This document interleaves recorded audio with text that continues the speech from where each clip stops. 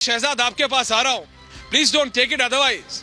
2024 में ठीक है, विपक्ष अगर आम आदमी पार्टी की बात करूं तो अरविंद केजरीवाल खड़े होकर कहते हैं कि आप तो उन्हें बस किसी भी तरह अरेस्ट करना चाहते हैं। यही बात कांग्रेस और बाकी विपक्ष के नेता भी कहते हैं, लेकिन जब सरकार ने कहा कि वो एक व्हाइट पेपर लाने वाली है तो विपक्ष ने कहा लो हम तुमसे पहले ब्लैक पेपर ले आते हैं।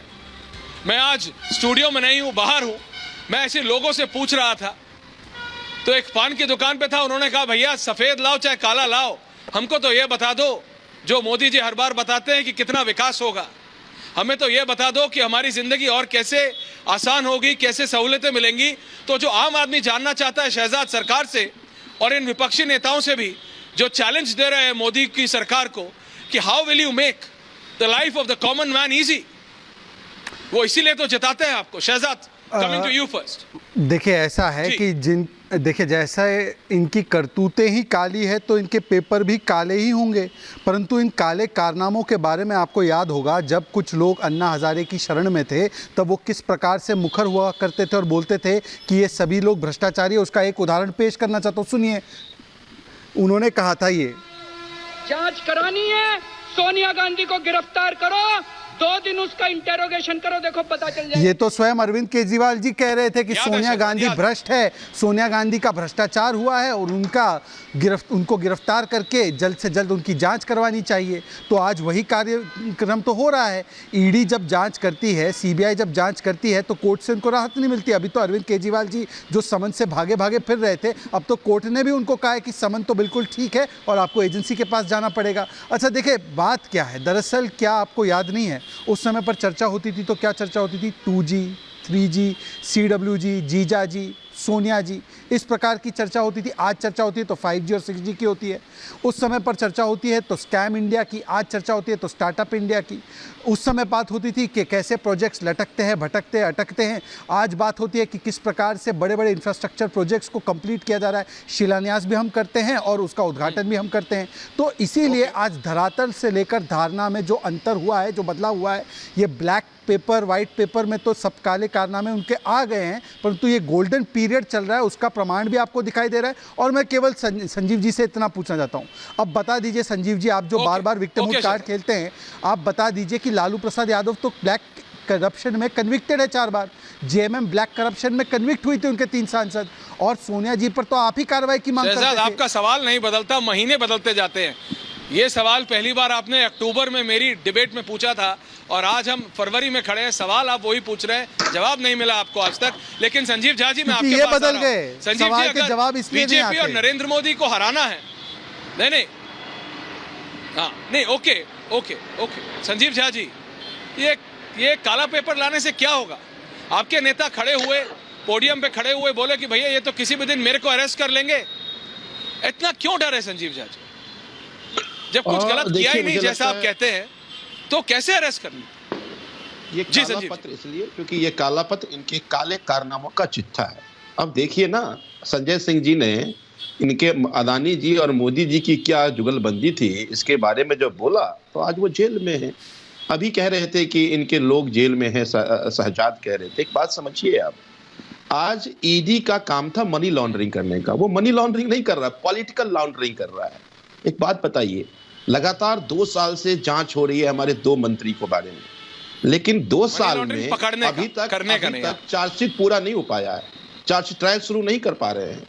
और जहां तक ये बात कहते हैं कि बेल नहीं मिल रहा, आपने ईडी को तो मॉन्स्टर बना के रख दिया है ना। एक ही ऑफेंस की 2 एजेंसी जांच कर रही है, इससे बड़ा उदाहरण और कोई नहीं हो सकता। सीबीआई और ईडी, सीबीआई में बेल मिल जाती है, ईडी में बेल मिल जाती है, क्योंकि बेल मिल ही नहीं सकती। ईडी को आपने इस तरह का मॉन्स्टर बनाकर रखा हुआ है। ईडी क्यों बनाया गया था?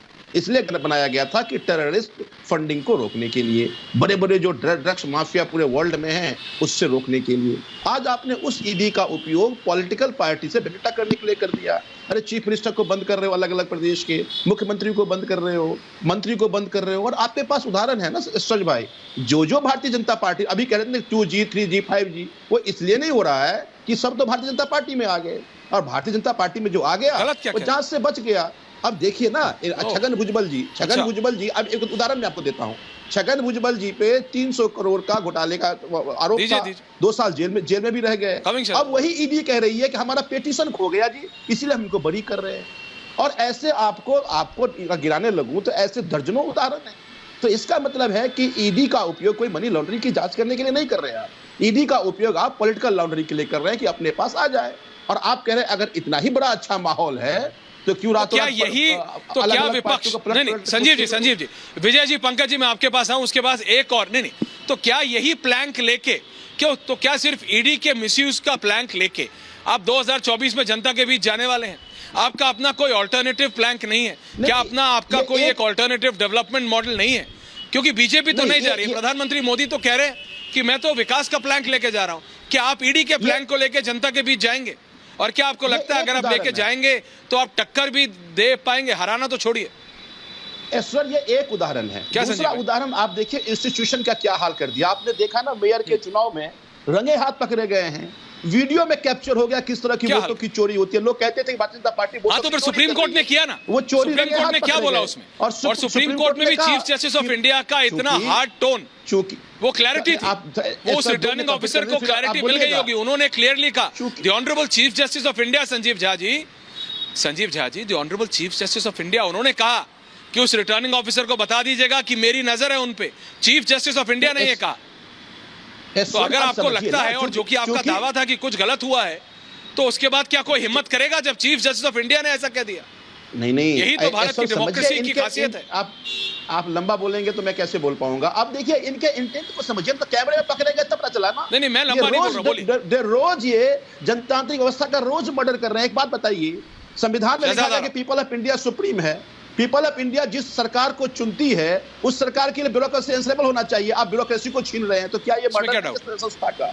तीसरी बात आप कहते हैं, कहां महंगाई की बात करते थे, क्या है महंगाई? आज ही एक बच्ची मेरे पास आई, बोली मैं पढ़ाई कर रही हूं, पढ़ूं क्या, घर चलाना मुश्किल हो रहा है। तो आज एक आम आदमी के लिए घर कैसे चलेगा, उसकी कोई व्यवस्था नहीं है। आज देखिए कोई भी ऐसी चीजें, बेरोजगारी क्या आलम है आपके सामने। तो आप तो वो ऑप्शन ही नहीं लाते ना।